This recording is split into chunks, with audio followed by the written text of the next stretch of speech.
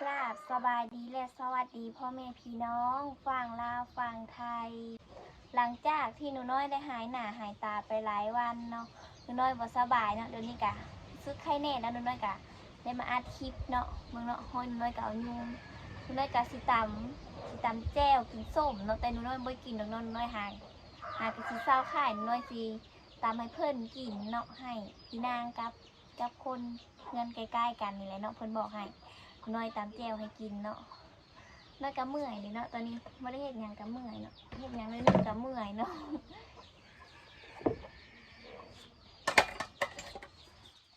เอาถ้วยมาเลยก็สิเนาะนี่ก็จะเป็นมะเขือขั่วเนาะ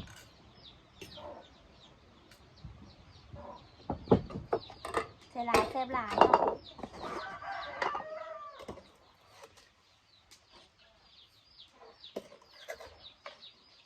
เดี๋ยวแทนโทรศัพท์เนาะแล้วโทรศัพท์ตกแตกอีกเลยเอาตั้งใส่ตั้งมันจะเป็นน้ำตาลในไซส์โลดหนึ่งเนาะน้ำตาลมันจังแซ่บเนาะอย่าน้อยส้มเนาะเหนื่อยเงินเนาะบูไปบุญธาตุเซลหนูน้อยไม่ได้ไปเนาะเพราะว่าเงินกับเบิดแล้วเนาะหนูน้อยเอาไปหาหมอเบิดแล้วน่าสบายเนาะช่วงนี้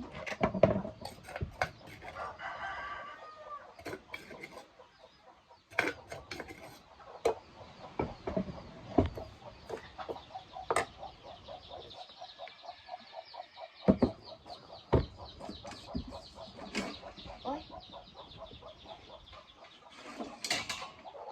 นี่เนาะอันกองปลาแดกนี่กับปลาแดกต้มแล้วเนาะหักขี้กล่องเนาะ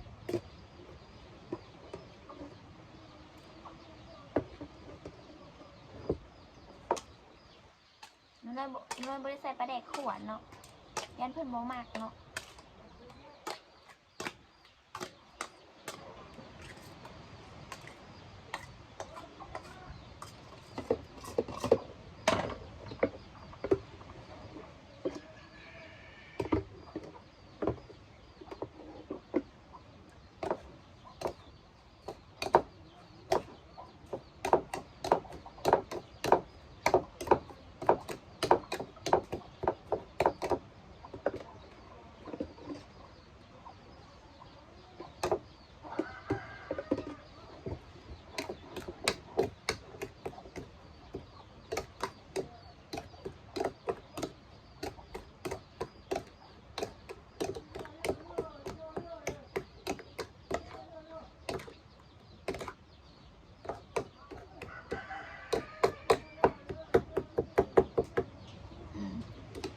อยู่กันยิ้มแล้วน้อยกะ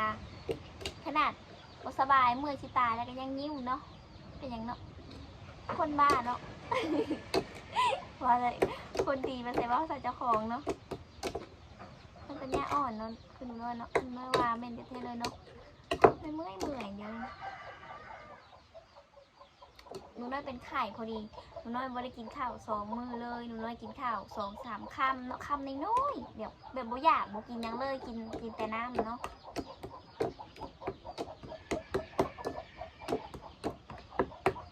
ใครสิเอายังไม่เห็นน้อยกินหนูน้อยก็บ่กินนอนน้อยมีแต่นอนเนาะ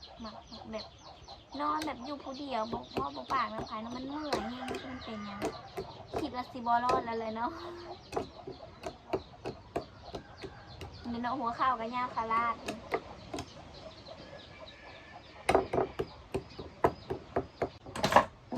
โมซีมก็แซ่บเนาะคันน้อยในเห็นเลยค่ะน้อยใส่เป็นนวดสองกระสอบเนาะน้ำตาล400 ล้านกระสอบ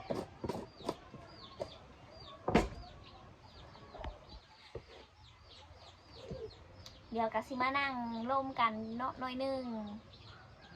หลังจากที่หนูน้อยหายหน้าหายตาไปหลายวันกะบ่มีผู้คิดฮอดหนูน้อยหนูน้อยฮู้ดีหนูน้อยเป็นคนบ่สำคัญเดี๋ยวไปเบิ่งตอนเพิ่นกินส้มเลยเนาะหนูน้อยบ่ได้กินเด้อหนูน้อยบ่สบายตอนนี้เพิ่นก็ได้ไปแม่นหมักมี่อยู่เนาะอันยายเพิ่นมากินหมักมี่เนาะที่บ้านกลางเนาะทุกร้านเป็นน้อยมากินมะขามเนาะหลายปลาเนาะนี่เนาะ นอนบ่สบายพอดีพายผูกแขนเต็มมือเลยเนาะ แบบโบลูกนะแบบว่ามีแต่นอนแบบอยากอยู่คนเดียวอยากอยู่เงียบๆนะแต่มันเป็นอะไรเนาะนอนก็บอกบ่ถึงนอนจากตัวเองเป็นแบบใดนอนก็บ่เข้าใจตัวเองกัน หมู่ไปบุญเซลหนูน้อยกะได้อยู่เฮือนเนาะเพราะว่าบ่สบายอีกอย่างกะบ่มีเงินเนาะ เงินการหนูน้อยเอาไปหาหมอเบิดแล้วหนูน้อยเสียงกะยังเปลี่ยนอยู่เนาะเสียงกะยังบ่คือเก่าเนาะตอนนี้พี่นางหนูน้อยกะได้มากินแล้วเนาะกับคนเฮือนใกล้ๆหาแหละเนาะตอนนี้หนูน้อยกะได้พากเสียงเอาเนาะพ่อแม่พี่น้องจะเป็นอะไรเนาะหนูน้อยเจ็บคอแห้งดิเนาะตอนนี้กะเวลาบ่มีเวียกบ่มีการเพิ่นก็สิได้มานั่งลิ้นน้ำกันอยู่แบบนี้แหละเนาะพ่อแม่พี่น้อง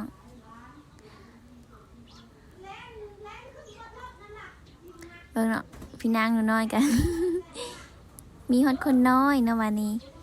คนน้อยแม่เพิ่นก็อยากกินส้มเนาะพ่อแม่พี่น้องสังเกตเบิ่งเนาะเพิ่นกินมีแต่มากินกับมักมี่เนาะหนูน้อยกินกับซับฟ้าคือกันเนาะแต่ส่วนหลายเดี๋ยวนี้มะขามมันเริ่มซุกไปเบิดแล้วเนาะแต่ถ้าบ้านนี้เพิ่นมากินมักมี่เนาะคือว่าอะไร แต่มันก็แซ่บได้ละกินแบบกินคือเฮากินเมี่ยงเนาะหนูน้อยก็ได้ถ่ายตอนถ่ายกับน้ำลายแตกโคบๆเนาะก็อยากอยู่เนาะแต่ก็อดเอาเศร้าขายก่อนหนูน้อยจังสิกินเนาะเบิ่งเนาะบ่ได้น้องเสียห้อยกับปานนั้นนะ เบิ่งเพิ่นกินคือสิบ่อยากเลยเนาะแต่เพิ่นจะกินโดนๆเนาะก็คือยาไข่หนูน้อยอยากนำเลยเนาะพ่อแม่พี่น้องไม่เท่าเพิ่นสิไปใส่ไม่เท่า บุญทาสในห้าง เพิ่นเนาะเพิ่นได้ไปแล้วหนูน้อยก็ไปเนาะ ไปแล้วหนูน้อยบ่มีเงิน หมูน้อยเงินหมูพอเนาะ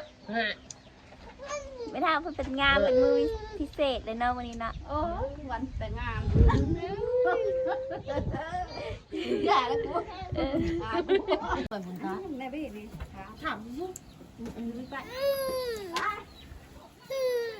มูจัดนะข้าโต ให้กระเป๋าหมูกระดาษคนวะ กระเป๋าโตกันคิดอยู่คำอาบน้ำงอกคำกับอะไรกระเป๋าหน่อยเดียวนี่ล่ะนายเอากระเป๋าน้อย ก็มุกกับมีบนถือบนมุมกินก็ ๆเอาไหม ข้าวมุกกระถือน้ำมุกกระถือ น้ำมูดบ่ได้ถือเนาะ นี่ขวดนี่ยุ่นหันเทงยุ่กับต้านเด้ แม่อีเบ้สีงามนั่นนี่ จัก อีเบ้สีงามนั่นนี่อีเบ้สีงามนั่นนี่เฮ้ยอีเบ้งาม ไปใหญ่มิ้ว อีเบ้งาม ถ้าถือมี ไป เลย ป้า เนาะไม่ได้ดีดีตัวก็ยังไม่ดี ท่านสิไปก็คือบ่พาไปเฮ็ดยิบค่ะลุงเวงไปเนี่ย อยู่กลางเบงเสียงถือดอกไม้กระซุ้มกระเตียนไปเป็นจ้า มาเลยกินโจ๊ก ยายบ่ไปบ่จ้ะไปก็ไปดูเด้จังสิงานหยังอย่าไปก็ไปแล้ว อันนั้นน่ะอันนั้นน่ะผัวกาให้ไปลูกก็ให้ไปเพิ่นว่าโตเถอะ เนี่ยไปกระตูนั่นแหละเนี่ยเนี่ยเสียงจักว่าลุงโทรมาเดี๋ยวกันลูกพอเลยอยากไปหรอกมันลูกก็ได้ โอ้ยแสบเด้ ป้าปานนี้จังสิเว้า กินอย่างอิ่ม ช้อนสิได้ยังเชื่อง หนูน้อยกาได้เศร้าท่ายเพิ่นกินนะเนาะเพราะว่าหนูน้อยกะอยากเนาะ หนูน้อยกะอดหนูน้อยกะสิได้มาเล่าเรื่องเนาะมื้อวานมื้อซื่นเนาะมื้อซื่นอัน